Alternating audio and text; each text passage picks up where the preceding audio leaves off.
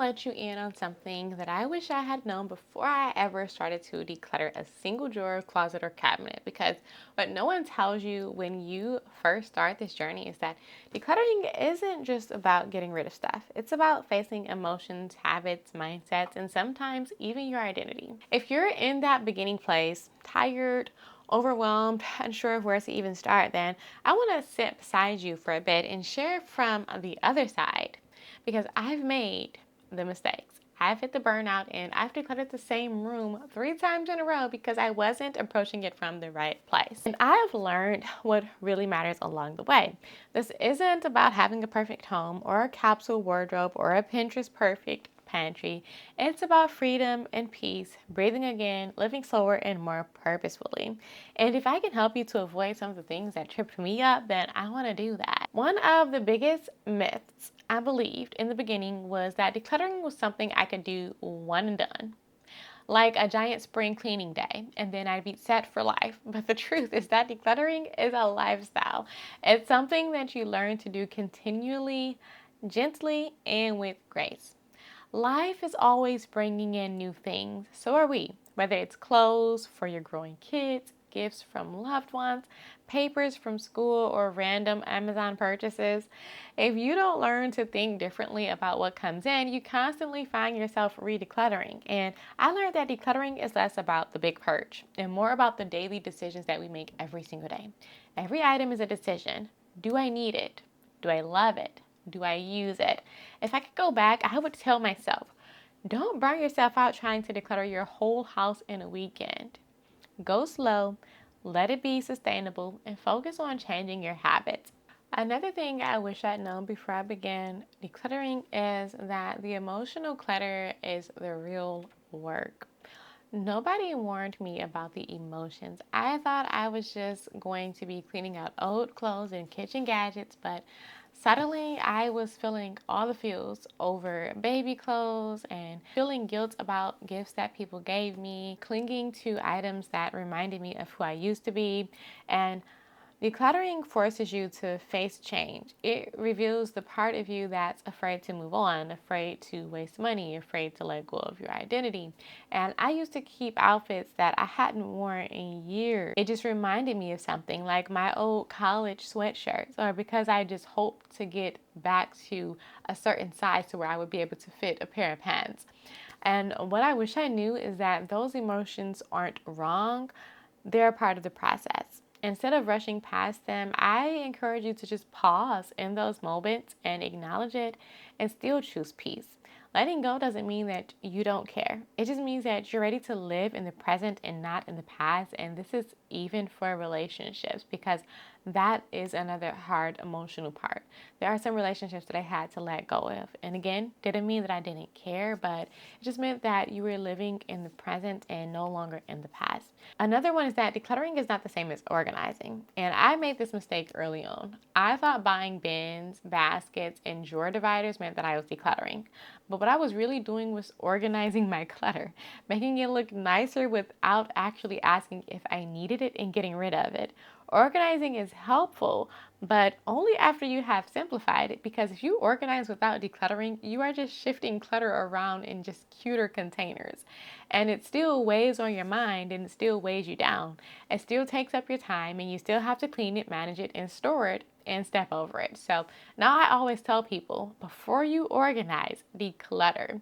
Organize later. And if you find yourself constantly having to purchase more and more organizing bins and storage containers, you probably haven't decluttered enough. And often you don't need those fancy bins. You just need less stuff. Another thing that I wish I knew is that progress is better than perfection. I used to get stuck in analysis paralysis. Should I keep this or toss it? What if I need it later? What if I get rid of something and regret it? I would let fear just keep me stuck waiting for the perfect decision instead of just making a good one. If I could go back, I would tell myself it's okay to make a mistake.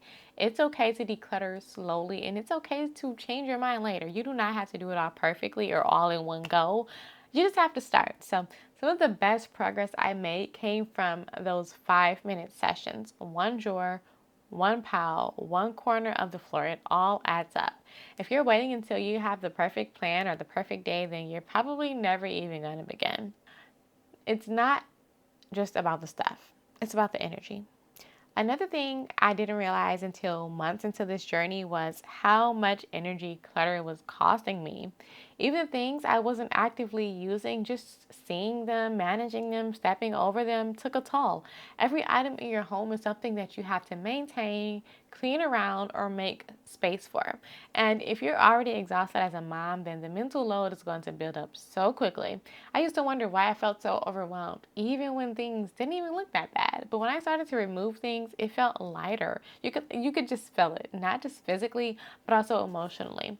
Less stuff equals fewer decisions to make, fewer distractions, and more energy for what truly matters. And that's the real win. Another thing I wish I knew, decluttering is easier when everybody is on the same page. But it does not happen overnight. What helped was focusing on my own stuff first. When they saw how much calmer and easier my spaces felt, then they slowly started to follow. I stopped nagging and started modeling because that's important, especially with kids. Just model the behavior that you want to see. And then I involved them in small ways, letting my son help me choose which toys we were going to keep, talking about why we were making room for what mattered. It's a process, so be patient and just lead with love. And remember that you can declutter your life even if not everyone is 100% on board at first. Decluttering definitely makes room for who you are becoming. I kept a lot of things just because they were tied to who I used to be. Work outfits, old hobbies, items from past seasons, and while some of that was sentimental, a lot of it was fear until I realized I kind of was just ready for a change. I didn't want to be the person that I used to be. I am not the person that I used to be. And so I needed to fully step into the person that I was becoming: a wife, a mom, a homemaker, a woman who loved simple things more than stuff, and a woman who depended on God more than I depend on my things. What I wish I knew is that decluttering isn't about losing pieces of yourself, but about making space for the newer version of you. The one who wants slower mornings, a lighter home, a more peaceful and intentional life, and letting go made space for new dreams, deeper rest, and a home that actually felt like a haven. So, if I could wrap it all up into one sentence, it would be this: your peace is worth the effort. Decluttering is not always easy. It can be emotional, messy, slow, but every small step brings you closer to a life that feels good to live in for you, for your family, your kids, your spouse, for all of you. You don't need to have it all figured out. You just need to begin with one drawer, one room, and one yes to less. It adds up, and before you know it, you'll look around and realize you're lighter, you're calmer, you're more you.